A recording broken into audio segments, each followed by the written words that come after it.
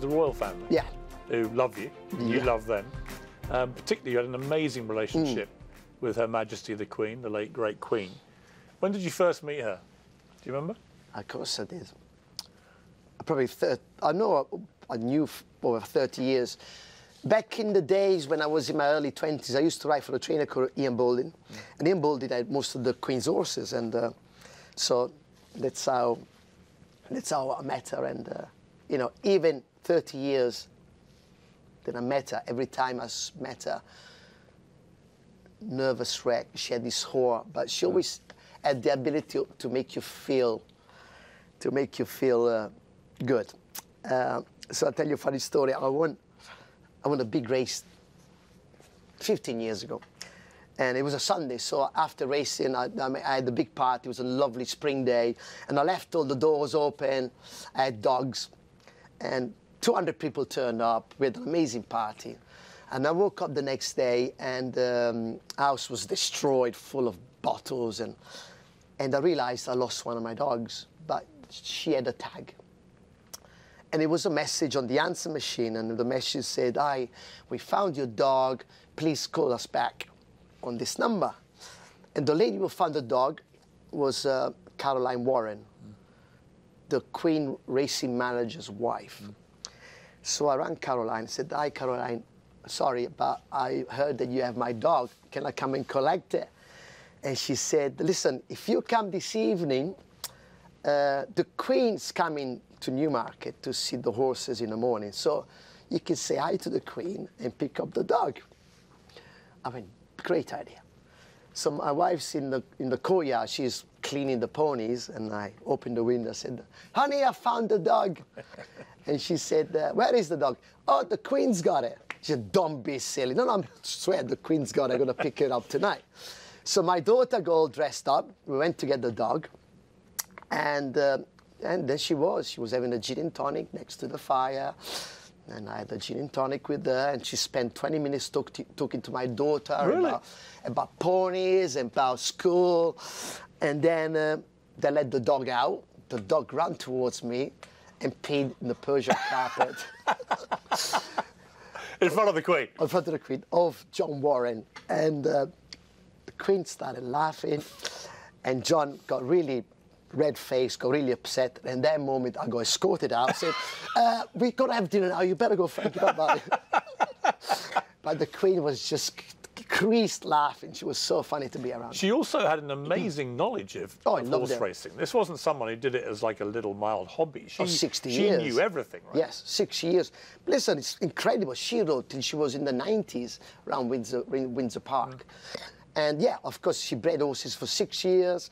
You rode 50 winners for her? Yeah, I rode over 50 winners, yeah, amazing. Did it always feel a little bit extra special when you won a race for the Queen? But it's, you know, when you got her colours in the peg like that, there was already excitement, you know, and, you know, amazing. She's royal, you know. I mean, she was racing. Her family started racing 300 years ago, King Charles I, 350 years ago. So racing is in the blood, and she had so much knowledge, and she loved that. She absolutely loved racing. Didn't you used to occasionally try a Cockney accent with her? You know, she used to. I tried, but it didn't go very well. But what was it you said to her? "How are you?" But I said it. What did she say?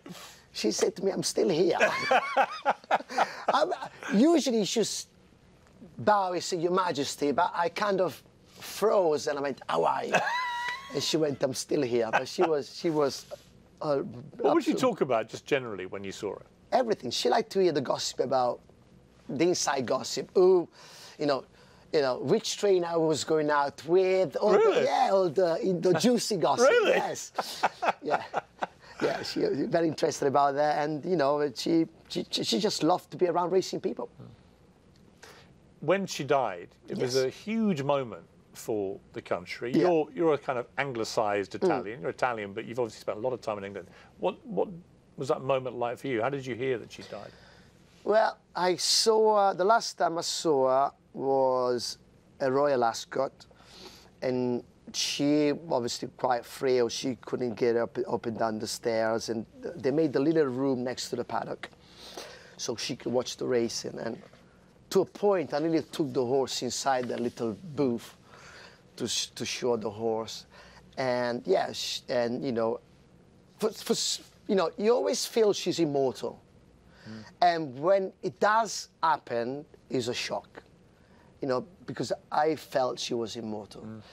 And I remember we were meant to race at Doncaster that night, and the race got cancelled, quite rightly so. Yeah, and it just... How did you hear? I think we just heard on the radio, I think, or from a phone call. And yeah, just... I felt quite emotional when yeah, it just comes a shock, real shock. Like I said, because, you know, I always felt that she was immortal. And, you know, we lost a great person, great monarch. Well, a great person, and, you know, I'm the first one to say that I met her for 30 years. You know, she really touched me, the way she made you feel and the way she was. And, you know, I'm not the only one. I mean, I would say millions of people feel the same. But actually very few would have had the access you did. Yeah. Or that kind of relationship, because she loved horse racing almost as much as anything else in her life. Yeah, you know, probably saw another other side of it. I mean, a lot of times I saw her in events, and she would make a detour to find somebody into racing because she kind of find that exciting.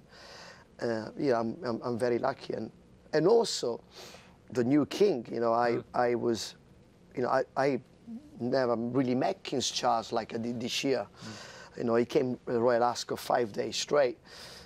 To a point on day 5, I was invited to have lunch at Windsor Castle on day 5, and I did the ride on the carriage, and he turned around to me and said, you know, my mum would have been proud to see me racing 5 days straight. So I think we got him interested in horse racing, yeah. and it's good because it's nice to keep the tradition, and especially now that we are in this jockey's room. I feel very proud that he's beginning to enjoy racing. You recently went to the jungle in Australia, competed in I'm a Celebrity. You were the first to be kicked out of there, which I think is probably a blessing. I don't know why you even went in. Me too. But it's like, at least you haven't got to stay in there with these. Was it even remotely an enjoyable experience, or is it just as awful as I imagine it is? Well, it was exactly what I thought. You know, you've got to have a mindset. And if you got a chink in your arm or any weaknesses, it's going to find you. You know, it's hostile where we are. You sleep in a bench. You eat rice and beans. The dongy, or the toilet, I used to call it, is all on the ground, more or less. The humidity and the loneliness, you know, because you're there by yourself.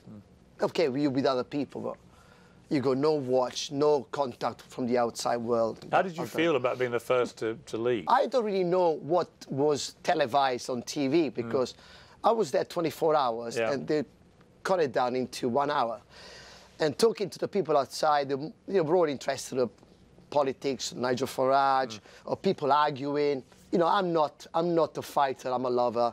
I had a great time in there, but they never air showed all the fun times that I had. You know, they were more interested about what Nigel Farage or Britney Spears' sister were going to say. Of course, you know? They didn't care what a jockey were going to say. Yeah. So, but you know, it was an experience, and I've done it. I ticked that box, and that's it.